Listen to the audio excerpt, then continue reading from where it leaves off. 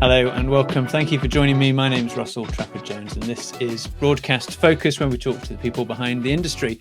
I'm very happy to invite today Ben Foreman to the show. Ben is a final year university student at the University of Surrey, studying film production and broadcast engineering. So it's no surprise that in his final year, there's a very interesting production that we want to have a look at. Well, Ben, welcome to the show. Thanks for being here. Thanks so much for having me. I'm really excited to be here. Ben, first of all, let's introduce you before we look behind the curtain at the production you're producing. You've been at University of Surrey for a few years now. Give us a feel for what brought you into this type of degree and the types of things which have kept you most interested at the university. Yeah, absolutely. So when I was in school, I was really into videography and live events and stuff. I just loved how do you put it, really, just working with cameras, but also I just love working on things that were live, things that you could only do once.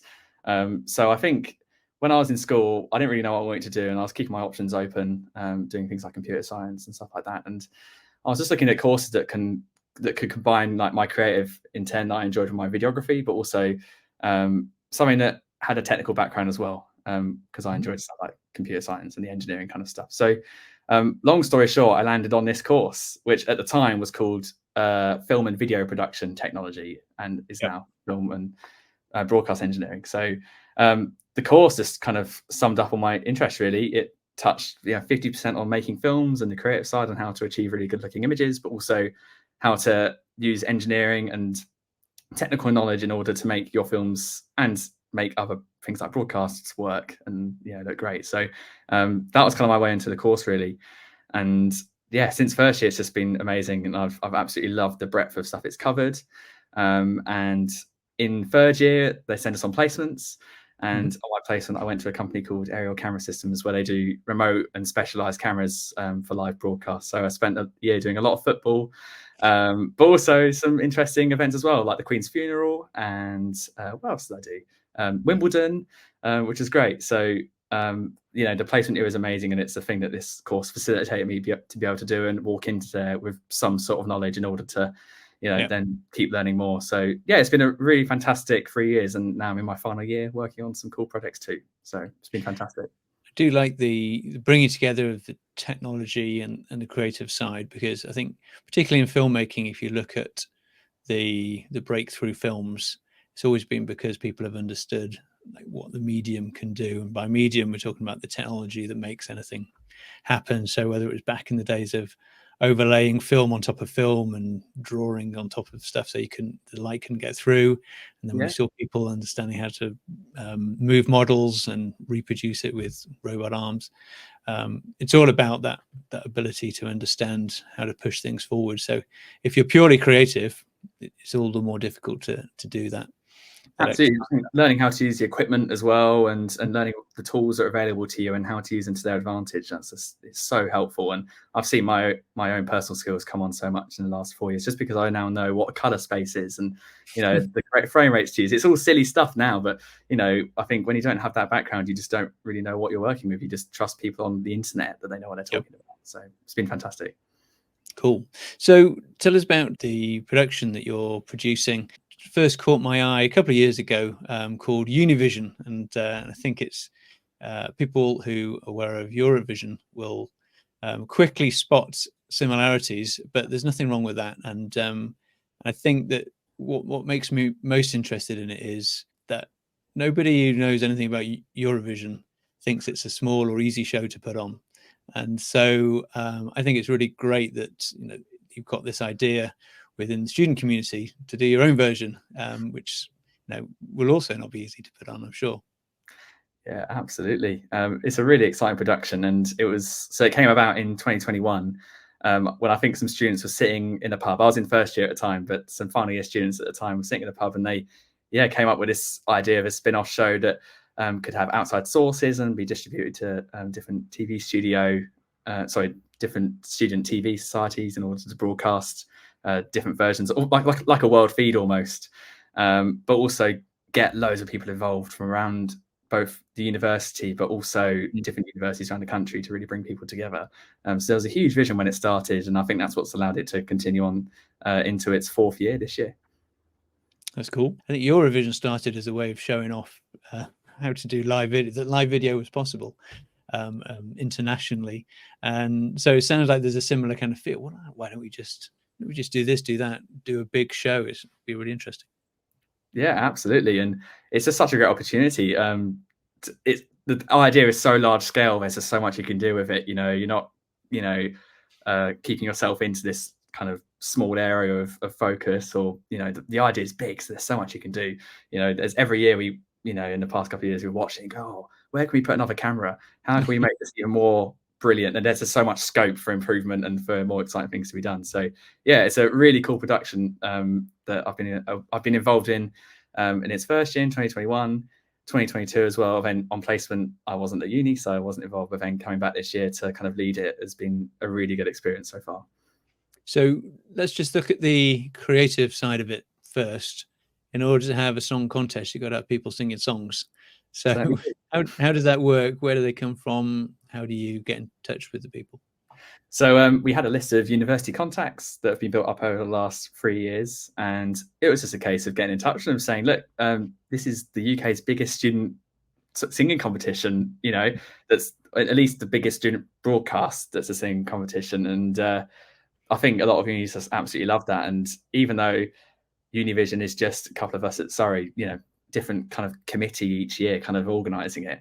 All the universities jump at it, and they see it as a great opportunity, both for their kind of creative students, but also just to get their students involved in other things outside of their university. I think everyone sees it as a great opportunity to collaborate, especially between student unions and departments and things. I think people really go for it. So yeah, it was just a case of contacting people and allowing universities to submit their own acts that they thought would represent the university best. So we advise that they hold their own heats events, a bit like countries doing Eurovision. Yeah. Okay. So this year at Surrey, we did our own. It was held in December, and we just had 7 acts who had signed up, and they came and performed in our TV studio. It was a super kind of small scale production, but we still put lots of effort into it, kind of training people up and kind of seeing who might be fit for a role next week when we do the proper grand final. So the heats are a great opportunity, but also universities are free just to submit whoever they fancy.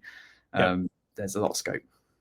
Okay. And so I guess the benefit of Eurovision is that it gives people a leg up. I mean, similarly here, people at least are getting that practice, that experience of being in front of a TV studio or TV cameras and performing.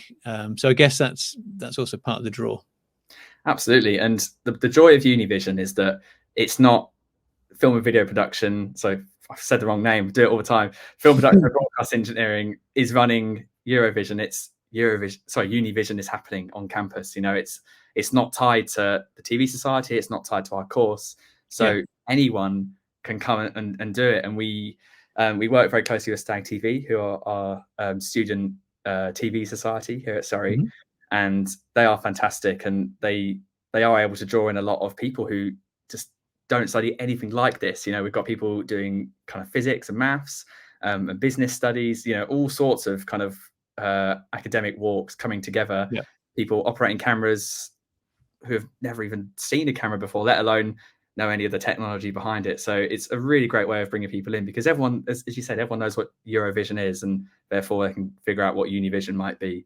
And mm-hmm. I think having the opportunity from that perspective of people being able to come from their courses that are in no way related and then coming and working on shows like this, people love it. And we've had some amazing camera operators and sound people, and even things like runners and floor managers come from courses who we've got nothing to do with it. A good example is we had a guy studying computer science, and he ended up being one of the most senior lighting directors in the last couple of years at Univision. He joined a society called Stage Crew, which is also here at Surrey, and he, even though his degree had nothing to do with live production, he came in and loved it so much that now he has basically a career in broadcast. He's working on outside broadcast now. So Univision's a great way of showing students on campus who'd otherwise have no idea what a broadcast engineer even is. Yeah. They now understand how a broadcast works. what the kind of workflow is like, what it's like to work on one, and the satisfaction you get from that.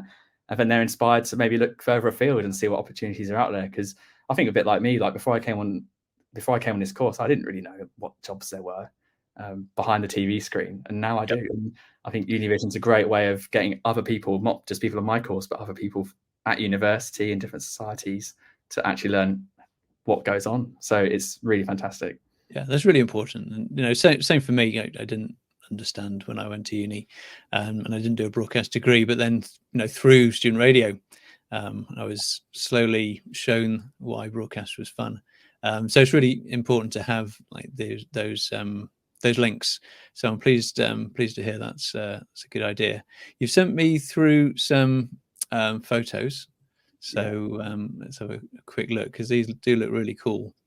So are these from last year or just throughout the?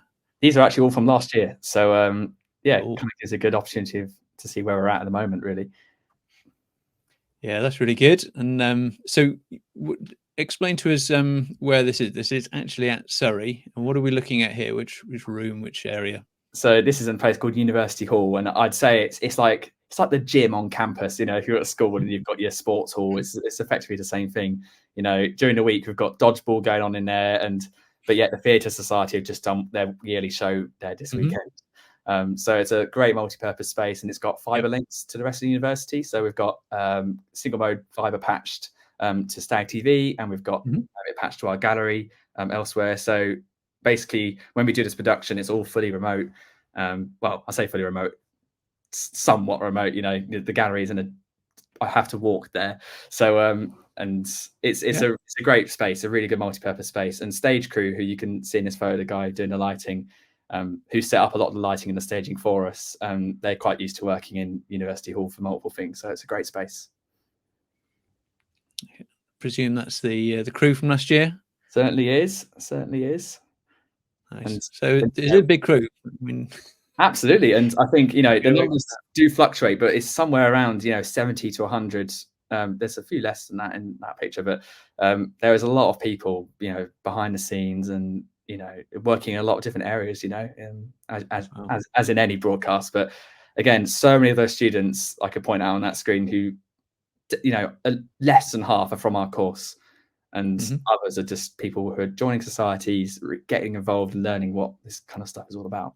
And whereabouts is this located? So this isn't in the hall. This is in our gallery. So this gallery is a brand new gallery that we've just had built for our department, really. And I'm sure Susan Pratt could tell you some numbers and figures behind how much it all costs and everything. But it's a fantastic facility that we've got. We've got a great sound stage as well next to where this gallery is, and it's fantastic. So yeah, this is kind of more of our course thing. But the great thing is that there's people who go and work in the gallery who also are on our course, and they'll start operating things that they've never seen before. That's great. So how many groups get through to that final day? It actually fluctuates every year. We don't really have any hard and fast limits, really. As far as I'm concerned, the more acts, the better. But this year we've got 5 acts, and then we've got a couple of auxiliary acts performing in like the interval, kicking off the show and stuff. So I think this year we've got 7 musical numbers, and 5 of them are from other universities. So it does fluctuate every year, but it's nice to kind of not have hard and fast rules, and just kind of see what you get and deal with the challenges of that each year. And how long is the show? Don't put me on the spot like that. I reckon it's probably an hour and a half by the end. A lot of the show is taken up, so it kind of starts off with all the acts, and then we have an interval show. So we have a really great voting system that was written from scratch by one of our previous students. And so while the voting goes on online, we have an interval show just to kind of give enough time for voting. And that's kind of a whole nother production in itself. In second year on our course, we have a TV studio module where you have to design your own TV kind of program that lasts 10 to 15 minutes. And, this interval show is probably almost double that time. And that's just like a tiny part of Univision. It's not the afterthought, but it's certainly like everyone goes, oh yeah, got the interval show to think about. So it's a great multifaceted production. So you've got some people working on all the musical acts and performances, and you've got other people working on essentially a chat show in the middle, and it's great. It's a really nice mix of style within one production. And with respect to actually filming the music, we've all seen these behind the scenes galleries where you've got I can't remember now. Anyway, somebody's counting down bar by bar, and then literally calling the shots every other bar to make Mm. sure it times with the music. How much of that can you do and to time the shooting and the choosing of the cameras to the music, because it must be pretty difficult. Yeah, well, I'm really pleased you said that because I wanted to talk about this, and I feel like you know what I'm about to say. I don't know. I'm not sure I Basically, do. oh Go well, so we actually really lucky to work with a company called QPilot, and they make an app or software that Eurovision use, and basically it's a shot planning app and an automation app for basically producing live musical performances. So Yep. I'm not gonna do a very good job of this, but essentially you plan your shots to a music track, and then when it comes to the night, every camera operator has their phone mounted next to the camera, and you see the countdown to your next shot and what type of shot it's going to be, mid shot, close up, and see Yep. what other cameras are coming before you, how long your shot's going to be. Literally, you see kind of bars moving down as you kind of work through the performance. And all of our performances at Univision are time code, so all the lighting synced, the vision mixers all synced, and it's actually really cool, and it's great. I actually love the fact that we use QPilot because Eurovision use it. And if you watch any behind the scenes of Eurovision, you'll see these QPilot videos of Yep. the directors calling the shots sometimes, but actually QPilot's doing all the work because the camera ops just see it. It's all there. The director doesn't need to say anything. The director's just affirming what's going on. So it's an amazing piece of software, and we're really lucky to be able to work with QPilot and kind of use their facilities each year. Okay, that's great. I didn't know you were using that. That's really good. It's great. Yeah, and one of the reasons I said I thought it might be difficult is with great respect to your acts, it takes a lot of skill to be able to also do the same piece of music in exactly the same way every time. So I guess you know that works out well. You must, if you're using that, it must work well both for the acts and for the crew. Yeah, it does, and it just gives a bit of confidence to what it's going to look like, and it allows us, like Eurovision, to make the performances really compelling to watch. Yeah. So what we do is before the acts come and join us, we get them to send us a performance video. So we say, film yourself and show us exactly what you're going to do on that stage. And half the time they completely forget it all, but when during the rehearsal week we learn, and then we adjust the QPilots accordingly. So right now, the week before the rig of the show, we've got people working on the QPilot kind of shot lists for each act. We've got all the tracks and we've got the performance videos, but I'm sure as we actually get into that room and get it all rigged and run through some acts, we'll go, oh, let's actually use that angle there, or oh, she walks right instead of left, let's adjust that. So the great thing about QPilot is a lot of flexibility, but we do try and work with the acts beforehand to get as much information out of them as possible. But it does vary, but they're all great. And I think a lot of the acts are surprised by how professional it all is. I think some of them just think they're coming to a talent show, and just going to sing on the stage and then leave. But they're like, wow, I didn't realize it was going to be this, this complex. And they're always fascinated. In previous years, they've gone, wow, this is amazing to see how it all comes together. So it all comes back to inspiring people about, what's out there in this industry, in this area, really. So yeah, no, I can believe that. And I think what's nice is, like, we both know that some people just come together, right, because they like singing and like to be in a band, but there's plenty of people who effectively are at the cusp of or well on their way to making their own band as part of their career or their life. And so, to give them the opportunity to do such a professional level performance, I think it's really cool. Absolutely. I mean, I think in the first year, our winning act, Alice, she posted a live performance of her single. It was good enough for her to repost as a live music video, as it were, of a live performance. Rather than having a camera at the back of a stage, she's got this properly kind of organized music video, as it were. So it's really great, and it's nice to be able to benefit people in this position. I think they all want opportunities, and this is a win-win. They get a great opportunity to perform, and we get great acts that we can do some cool shots for and put on a really great production for. So it's a fantastic opportunity for everyone.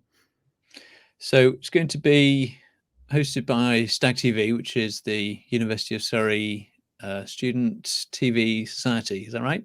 Absolutely, yeah. So they're like, we call them our host broadcaster. So Good. obviously when the show was first kind of envisioned, we kind of, it was the first year was at Surrey, Stag TV had a host broadcaster, and then the year after, the plan was to move to other universities, but no one could really find the resources to take it on. So Stag TV have remained the host broadcaster for the last 4 years, but it's great to be able to work with them. Yeah, I'm sure they do a great job. So, so on the night, I guess Univision.show is probably the best. Yeah, there'll be a for. link on there to take you to the stream, which will be on Stag TV. But yeah, Univision.show is a place to go, and we'll update that with all the links. So I think on the on Stag TV's page here, we can see all the things they've been up to recently. And if we go to their lives, then these are the Surrey heats I think you were talking about. Yeah, so the top left will be the Surrey heats, and that's an event we did in our TV studio. So the new soundstage that we've had installed. We still had stage crew involved, still had Stag TV involved, but we did it in our facilities just to kind of reduce the the workload a little bit. And it was a smaller scale production, and so yeah, the heats were amazing. But as you can see, there's all the other broadcasts there, which everyone's welcome to watch as well. It's great to see how it changes and improves in previous years, because you've got different teams every time, and it's been really great to see it kind of evolve and change over time. So when is the event happening? When's the big day? The 23rd of March, so in a couple of weeks. So not long. There's a lot to do. The 23rd of March at 7 p.m. Excellent. Okay, so it's streamed online, so people can come and have a look at that. And it's also possible to go and visit if you happen to be near the University of Surrey in Guildford. There's still some tickets available from what I can see here. Certainly are. Got to get some audience ambience in the room, so if anyone's happy to come down, then we'd love to have you. But yeah, we like to say it's a broadcast first production, and that's something that actually in previous years it's been more of, even though it's a big broadcast, it's the lighting and a lot of the stuff has been done for the people in the room. So this year we've really tried to go for the broadcast first thing. So there's no out of gamut colors used in the lights and stuff like that, just silly little things. But we're still really excited to kind of bridge the gap between having a live production that people can come and enjoy, but also really focus on that broadcast side of it. So yeah, it should be really good. I'm really excited for it, but there's a lot to do. So yeah, I'm sure there is, but you got a good team and a big team, so I'm sure it'll come out really well. Excellent. So well, we look forward to watching live on the 23rd of March. Thanks for letting us understand a little bit behind the scenes. I really appreciate you coming on the show, Ben. Thanks a lot. Oh, thanks so much for having me. It's been really good. And yeah, if anyone watches it, I really hope you enjoy it. I'm sure there'll be plenty. And the best way to watch more talks and interviews like this is to subscribe to the channel. So please do so. It'd be very much appreciated. So thanks for tuning in. Appreciate you being with us, Ben, and look forward to speaking to you in the future. Yeah, me too. Thanks so much.